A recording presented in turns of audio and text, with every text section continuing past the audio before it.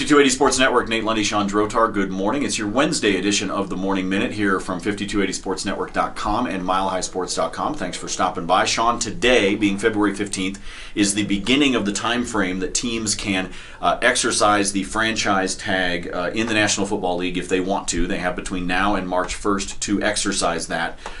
You look at the Denver Broncos, there's not anybody on the Broncos roster that you would say is an automatic or seems that they would be eligible for it. We know what's happened with Von Miller, Demaryius Thomas, Ryan Clady, Matt Prater going back over the last several years, but not anybody on this year's roster. But looking around the rest of the AFC West, it could get interesting, especially in Kansas City. Yes, Kansas City is the one to keep an eye on because there are really two candidates for the franchise tag. They're Eric Berry, who's been tagged before and has threatened that he won't play under it again. Now, I think the Chiefs, given Berry's standing with the team, his ability, the fact he's beloved there, they find a way to get a long-term deal done, which means if that's the case, they may franchise tag Dontari Poe. If they don't, however, the Denver Broncos seem to be moving away from Sylvester Williams. They would be in the market for a nose tackle. Being able to somehow pry someone like Poe, not only who's a very good starter that still seems to have some upside to him, but pry him away from one of your chief division rivals, pun not intended, that would be quite a coup. And I think that's going to be part of what Kansas City factors in as well. So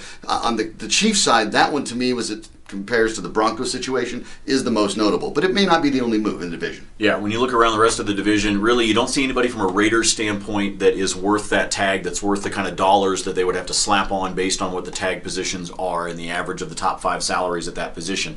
If you slide over to the Chargers, however, you could see it with Melvin Ingram, for example, of them wanting to make sure that they keep him locked down. Certainly Gus Bradley is the new defensive coordinator with the Chargers, looking at the potential of having Joey Bosa as well as Melvin Ingram. That's a big deal for the Chargers. That's a strong defensive presence that they want to try to have with those two guys on the field at the same time. So you might see that done. You might see a long-term deal. I'm not convinced how much the Chargers want to invest the long-term within Ingram, but he certainly is the most likely candidate there. So as you look across the AFC West, you're probably looking at 2 of the teams potentially using it, 2 not using it, with the Raiders and the Broncos being on the outside and not actually exercising it. Are we missing anything when it comes to the AFC West? I don't think in the AFC West we are. You look at the rest of the AFC, Le'Veon Bell, the Broncos aren't going to be involved in that. He's likely to get a franchise tag, and maybe Donta Hightower, the linebacker for the Patriots. But that's really about it. On average, only about 6 to 7 players get the franchise tag every year. Looks like this might be a year where it's about that number the same all across the league's 32 teams. So again, looking at the AFC West, the window opens today. The deadline is March 1st, so it's not like they have to do it today.